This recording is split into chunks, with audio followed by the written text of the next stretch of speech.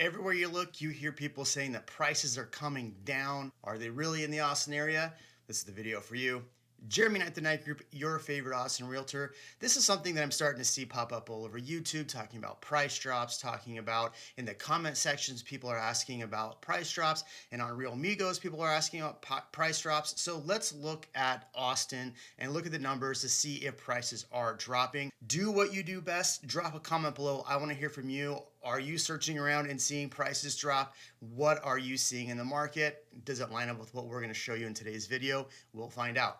Okay, so here we go. Today what we're going to do is go over kind of what's happened in the last 7 days in the market to give you kind of the most recent comps that have sold. Then we're going to go through, look at each area to see whether prices are going over list price, under list price, what that looks like. Then I'm going to go over a couple articles that go back and forth on this topic. And yeah, we'll end up with some fun stuff at the end, so stay tuned. Okay, so if we actually look at the MLS, what we're seeing right now in the last 7 days, we had about 930 listings hit the market, and we had about 453 price decreases. And if we look at how many homes are actually on the market at the moment, there's about 4,347. If you remember their last month's update, we're about 1 month inventory in and around the Austin area, depending on where you're looking, mainly 0.9 month inventory. So if you look at this 4,300 number and the 453 number that I gave you, that gives you roughly about 10% of homes actually price decreasing over the last 7 days. And why I use the last 7 days is because it gives you the most up-to-date information. So now let's go back and look at these price decreases and see how much they're actually price decreasing across the board. So over here, what we're seeing about 5 to 1, 9%, 5% down, 2%. I went through these numbers and I looked across the board, and I was seeing of these 450 on average about 2 to 3%. There are some price drops, but really 10% of the market is what is seeing these price drops. Looking at these properties, is it that they're overpriced? Is it that just price drops are coming down? Is it that time of year? So I pulled up this property right here and I looked at the comps. So it was listed at 420, it's down to 400. Now I don't want to show you the comps I used to find this because it's a non-disclosure state, but looking at the comps, really it should have listed closer to 400,000. That's what the most recent comp sold as. So it looks like they might have priced a little high, trying to get more than what their neighbor just sold. This is just one example, but we are seeing prices come down slightly. I think a lot of it has to do with just people overpricing at this time, and this is kind of a good example. Now, I didn't break down and go through comps on all 453 to see if they were overpriced, but if we look at this graphic from Redfin that they just put out, if you look at the 2019 numbers, prices did come down around September, October, and if you look at the pricing for 2021, we're actually headed up. In Real Migos, we actually broke down the numbers, and I actually sat down with a client the other day to look at what the numbers are. And as of in 19, the prices dropped in July and then stayed consistent for the next 4 months. So what I would imagine happening between now and the end of the year is that we're not going to see prices really dip below, but more of a flattening. And I think I've said that in a lot of videos. I see a flattening coming.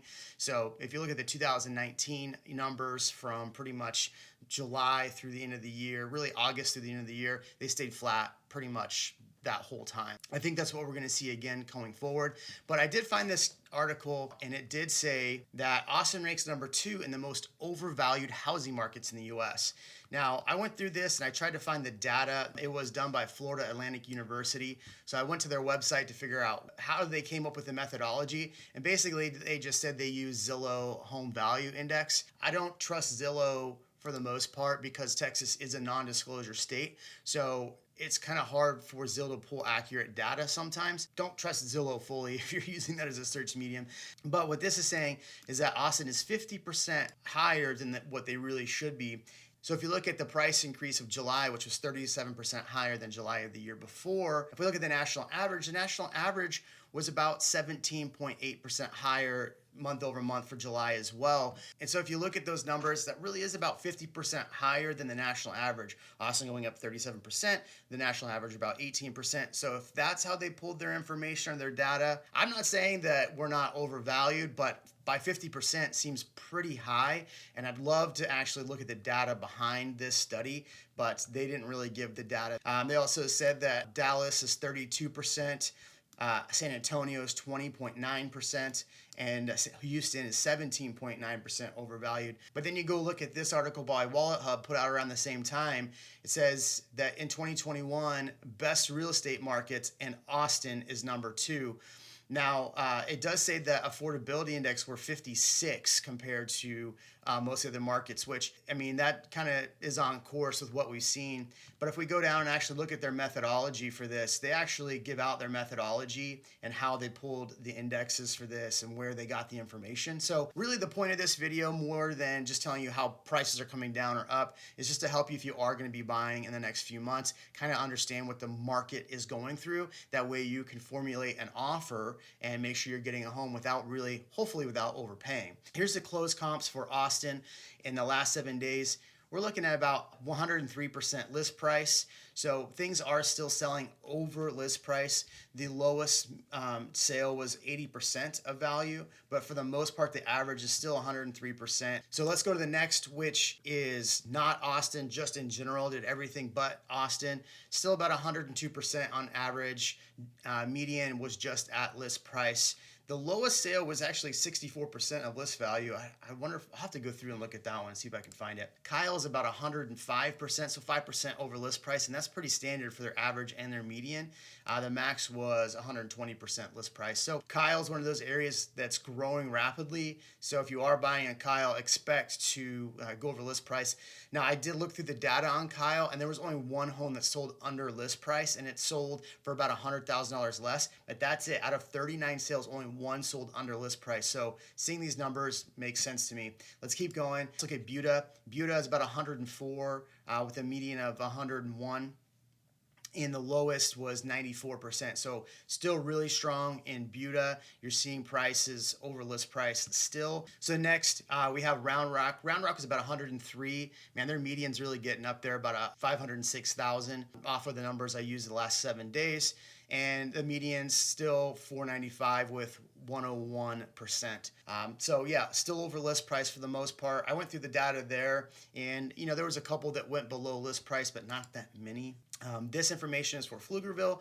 Pflugerville is still selling well over list price, 105%, 102% for the median. Cedar Park, 105, 103.8. So they're still selling over list price in Cedar Park. Leander, 102. Right at 100%. So we're seeing Leander prices are probably a little bit closer to list price, which is good. And then let's go look at Georgetown. Georgetown is still about 4% or 104% of list price. And on the median, 101. So you're getting closer to list price, but still seeing multiple offers there as well. And then let's look at Dripping Springs. Dripping Springs is about 102%. But man, look at the median and average price. The average price is $858, the median is $656. So all this data kind of goes in line with what I'm personally seeing in the market. A lot of our listings were pricing really where they need to price, and we'll see, probably 5% over list price. Stuff that we overprice or that we see overpriced, we are writing lower offers on with our clients, our buyer clients. There's really only a month of inventory right now, so there's not that much out there. If you compare that to 2019, where there was 2.7 months inventory, or even last year in 2020. So if you look at those things, it's interesting because prices are leveling off, and that's what we normally see in a regular market. We showed you the Redfin data there. So I hope that helps if you are going to be writing an offer in the next couple months, knowing that you're not necessarily going to be going 20% over list price, but maybe 5%, 4%, depending on the market area you're looking at. So there you go. Jeremy Knight, the Knight Group. Have an awesome day. Make sure you like, comment, subscribe, and do all that fun stuff. We'll see you in the next one.